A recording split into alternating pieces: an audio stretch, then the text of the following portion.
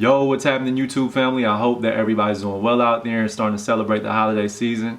Merry Christmas wherever you are, and blessings to you and your loved ones. In today's video, I wanted to share a life update with you all and share what I'm experiencing as a father, things that I'm learning, and what my family is going through at this moment in time. And the reason that I wanted to share this is because I felt called to. I think that my job is to be a designer, but my overall life work is to give hope and inspiration to people who come from similar backgrounds like myself, who have been through a lot of adversities or grown up in inner city communities.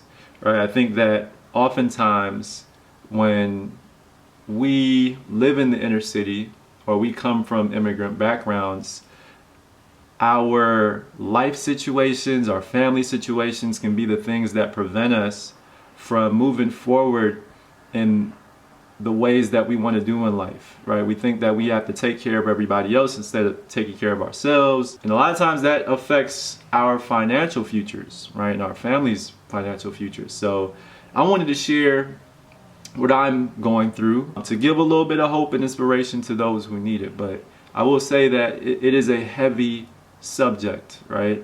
So if that's something that you're not interested in hearing at this moment in time, please feel free to skip this video altogether. But if you need a little bit of hope and you need to figure out how to go through a crisis situation, I'm going to share some things that have worked for me, that I've learned from my therapist and my coaches over the past couple of years. And I think that it's important for me to share information like this because I understand that a lot of folks can't afford the resources to go to therapy. All right, so I'm going to share with you guys what I'm learning and what people have taught me over the past couple of years that I'm applying in my life right now. So to get straight to the point, a couple weeks ago, my wife gave birth to our newborn baby son, and he is a beautiful boy. He's about 2 weeks old now. Giggling, well, he's not giggling, but he is, throwing tantrums, moving all over the place, but he's still in the hospital. And on his third day of life, he had to have an open heart surgery because he has a congenital heart condition. Now, I don't think that any parent is ever prepared for a child that is dealing with a chronic condition. Right? I don't think that there's any way to mentally prepare besides going through what you're going to experience, right? So his surgery was like 7 or 8 hours long. After his surgery, when I was able to go into the recovery room, I walked in and I wasn't really sure what I was going to see, but when I saw him, I was in shock. Basically what I saw was that his chest diaphragm was completely open and there was a plastic that was covering his heart, but I could see his heart pumping up and down. I could see that there was a lot of blood in that area. His eyes were swollen shut and he couldn't move because he was on a paralytic medication that paralyzed his entire body. Doctors didn't want to move it all over the place, especially with his chest open. And then I walked up to him and I was looking at him, and there was a nurse who came up to me and she said that she can put a cover over his chest if it was a little bit too much for me to see. And I thought for a few moments, I was thinking to myself, and I told her, this is what my son is going through and this is his reality. So I need some time to look at him and accept that reality. Right? And so I was just looking at him. I was feeling everything that I wanted to feel. I felt excited that he was here. I felt excited for his future. I felt scared. I felt anxious. I felt, doubtful. All these different emotions as I was looking at him, right? But most of all, I felt helpless because I was looking at my son and I don't think I ever could have imagined that this is what I would be experiencing as a father, right? So I was just feeling everything, right? And so I started to tear up and I broke down. But afterwards, I walked out the room, right? And the reason I walked out is because I started to notice that my mind was spiraling. You know, I was like, why me? Why do I have to go through this? I'm the only one who's dealing with this. My friends and family are not going to understand me. You know, what does this mean for my life? What does it mean for my daughter's life? You know, because we also have a 3-year-old daughter. And I started to feel doubtful in myself as a parent. Like, I felt like it was too much for me to handle, but my son was going through it. And so my therapist, what they have taught me over the past couple of years is that when we go through traumatic situations, we can become very reactionary, right? And sometimes those reactions can trigger off an event that is everlasting to ourselves and those around us. So you don't want to be reactionary, right? You want to give yourself time to process and understand how you feel before you take any sort of actions, right? So I walked out the room, thought about how I felt, and I was like, yo, I don't think that I wanted to reach out. You know, I gave myself space to think. I didn't want to reach out to friends. I didn't want to reach out to family. I wanted to understand my feelings. So I decided to spend the week in the hospital.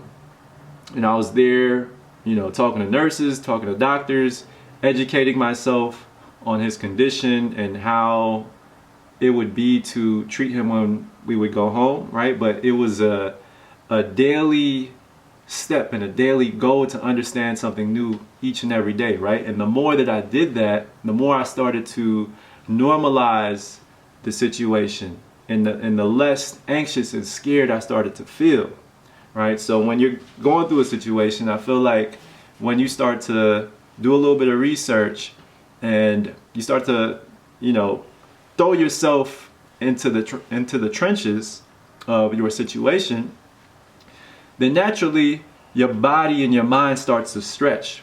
And oftentimes I think that we also judge our situations as bad or good, right? And what that can lead to are these spiraling thoughts, right? When you start to judge something as, oh, this is a fucked up situation, why me, why my son, why my family, I wish I wasn't going through this, that's when you start to spiral, right? But now I see, and I've learned after experiencing different traumas time and time again, that this is just life and this is my reality, but I have a choice to choose how I'm perceiving that reality. I know as a father, I have felt conflicted spending time with my wife, spending time with my daughter, spending time with him. And, you know, this is something that my wife and I are struggling with at this moment. But I think that I remind her and I remind myself that when you're doing your best, you have to remind yourself about the little efforts that you're making on a daily basis, right? If I take my daughter out, I'm reminding myself that I'm being present with her, and that's who she needs as her father, right? Like, she is confused about what's going on, and she just needs me to be there, right? To make things feel normal for her and for her to feel safe, right? So that is something that I'm learning as a father, that you can't just expect yourself to be a provider all the time. As men, we always want to think about how to solve problems and, you know, how to, you know, just be the leaders of our families, right? But sometimes our families just need us to be there, to be a shoulder to cry on. You know, they don't need us to provide and think about money all the time, right? And that has been a struggle for me to think about and get through, right? But I also think that me dealing with this situation, it allows me to embrace the moment, right? That is something that I have struggled with for a long time, especially as a creative. I'm always thinking about the future or the past, that I could have done that better, right? But with my son going through this, you never know what the future may bring, right? So I have to embrace the moment. It gives me no choice. I have to embrace each and every moment with my wife, each and every moment with him, each and every moment with my daughter.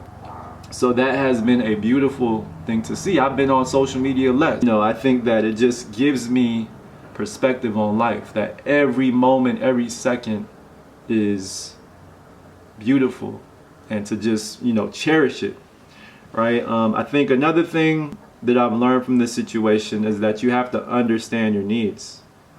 I probably should not be making content all the time. I probably should not be mentoring at this moment. I probably should not be taking on any freelance projects right now, right? Probably shouldn't be thinking about the future because we don't know. And like I said earlier, you just have to make the most of this moment now and embrace it. You know, one regret that I have when I was younger was that I was worried too much about what my future would be like, right? I would worry that I didn't have enough money. I would worry that I would not be able to feed my family the way that I wanted to when I graduated college. And now I've been able to do that. I'm doing everything that my parents were not able to do at some points in their life, right? And that makes me proud, and I acknowledge that, right? So just to recap on a few of the things that I've learned through my crisis situation that you might be able to apply to your own is that you have to normalize and talk about your experience.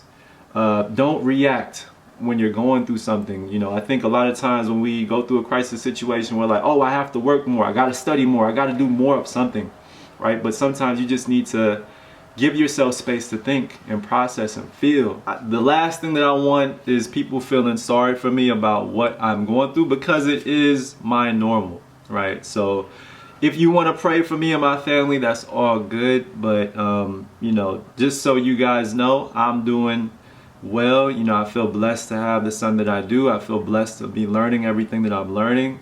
I'm blessed to have provision over this family. I love my family dearly, and we're learning each and every day, and I hope that you are too.